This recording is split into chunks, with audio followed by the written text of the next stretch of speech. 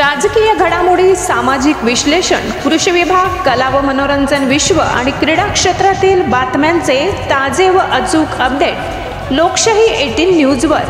बातमी मागची बातमी, शोध सत्याचा। मंत्री संजय राठोड यांनी घेतल्या नुकसानग्रस्त शेतकऱ्यांच्या भेटी।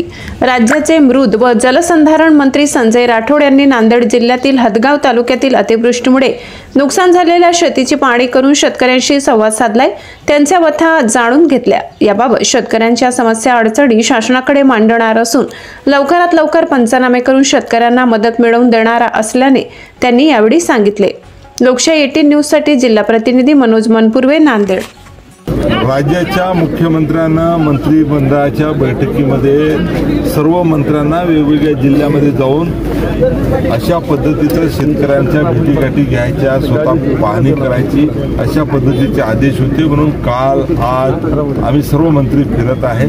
शासनाने मदतीचा GR सुद्धा काढलेला आहे आणि वेगवेगळे जे पिकं आहेत राज्यामध्ये, या सर्व पिकांची काय स्थिती आहे, कृषी विद्यापीठ असेल, कृषी विभाग असेल, महसूल विभाग असेल, वेगवेगळ्या यंत्रणेला या सर्व माहितीच्या संकलित करून तो शासनाला अहवाल देण्याच्या संदर्भात राज्याच्या मुख्यमंत्र्यांनी आदेश दिलेले आहे।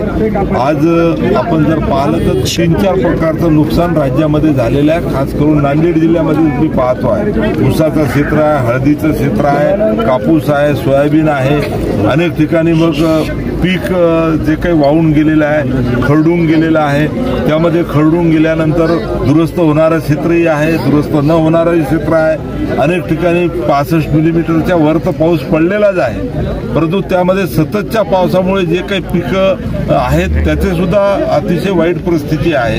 आणि ही सर्व परिस्थिती पाहिल्यानंतर मंत्रिमंडळाचा एक सदस्य म्हणून या सर्व गोष्टी माननीय मुख्यमंत्र्यांसमोर किंवा मंत्रिमंडळासमोर या ठिकाणी मांडण्याचा प्रयत्न माझा राहणार आहे।